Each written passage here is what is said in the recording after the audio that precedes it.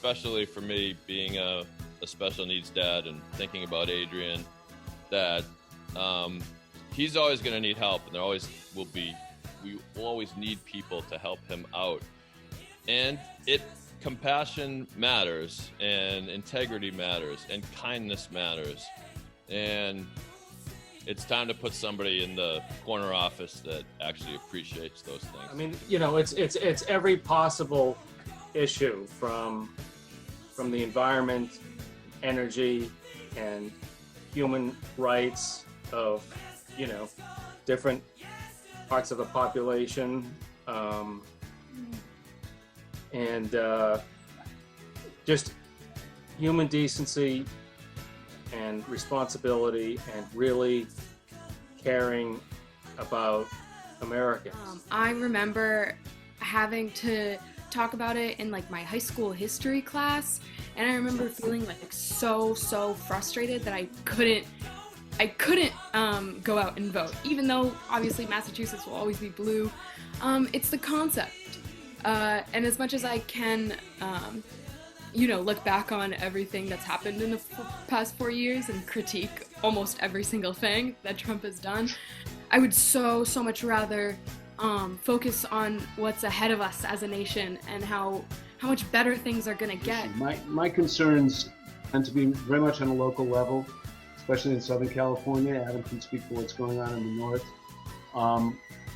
The state is, we have our problems out here, and my hope is that a new administration will be sensitive to the needs that are very obvious, especially here in Southern California. I'm just, I've done a complete 180 from the last election.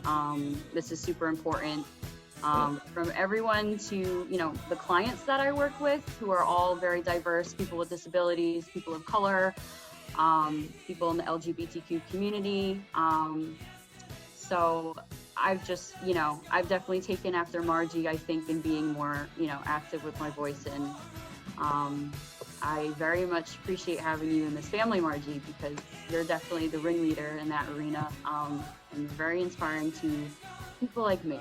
A lot of excited people out here, a lot of positive people out here, and I'm excited to get this whole, especially this last year, in our rearview mirror.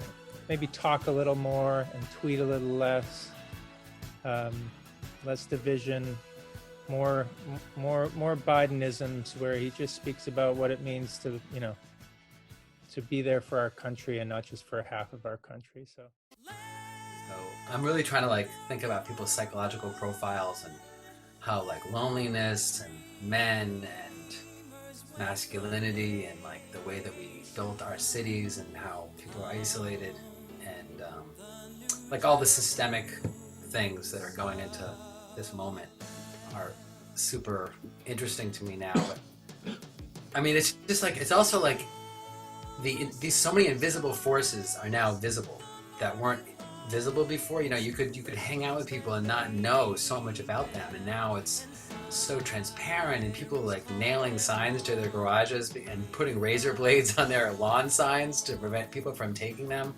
Oh my God. And my son is applying to college, and Dahlia is missing her freshman year of high school at a performance art school, where now she's just in her room Zooming. So we are just trying to get through it, and but our park is a real grace. There's little small things. I just feel really lucky. I mean, this has been nuts. This has just been nuts. So it was exciting. I mailed mine in a week ago. Yeah, I go to school in kind of upper state New York. It's by the Catskills, and so it's my school is very liberal, and everyone kind of has the same ideas, and people aren't afraid to call other people out. We have a whole, not scandal, but it's there have been things with race going on in different departments, so people are really eager now more than ever to stop them. I brought Tina with me. She was in high school, and she came to the booth with me, and we took a picture, and we were like 100% convinced that we were voting in the first woman president. And we were really excited about it. I wanted her to be there. Oh my God, I brought Nana's ashes. I brought Nana Tammy. I brought her ashes with me. And we were like, Tammy, we're voting in the first woman president. And then so when it didn't happen. But then this year, I don't know if Cameron will speak or not, maybe not, but this year, so Cameron and I, this is also Cameron's first election. So we got me ballot. And this, you might be able to Yeah. Yes, Cameron, yes.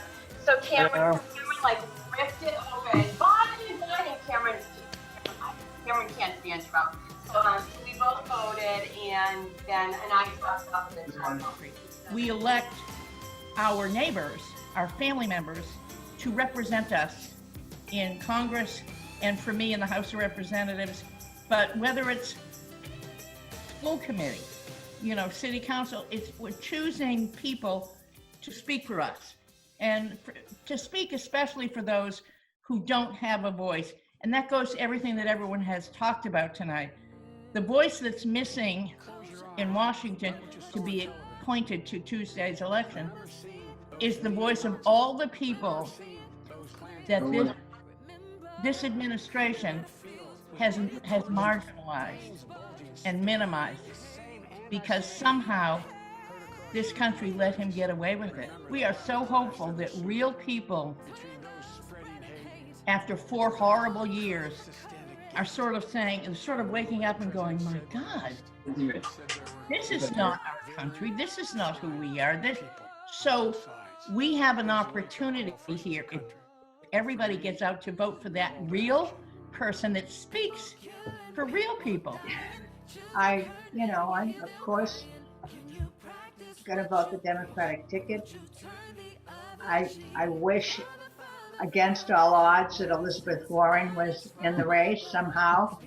I know that she was not electable and probably never will be.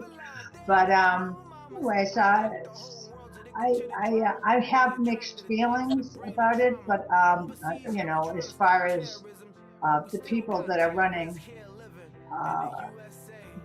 but I'm hopeful, and I'm listening to Margie has really made me feel better. So I'm really glad that I was here listening to this. You and Jim. 1990, when Margie ran for lieutenant governor, she had a state team assembled, which went from state rep to governor, lieutenant governor. And the state team wrote her acceptance speech at the convention.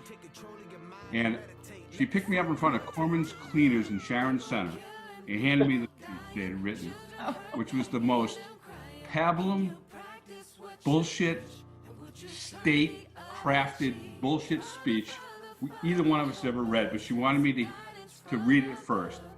And then she went home and rewrote it. And you guys saw it on her birthday when she got up and talked about accepting our gay brothers and sisters in 1990, when that was not ever being accepted on a platform.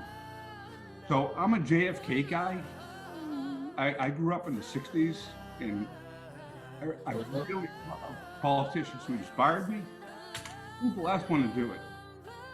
Barack almost did it for me in a lot of ways, and was the best years of my lifetime. But I'm tired of this bullshit. I'm tired of bullies and frauds. He's got to go. People killing, people dying, children hurt and you hear them crying. Can you practice what you preach? And would you turn the other cheek? Father, Father, Father, help us. Send some guidance from above. These people got me questioning. Where is the love?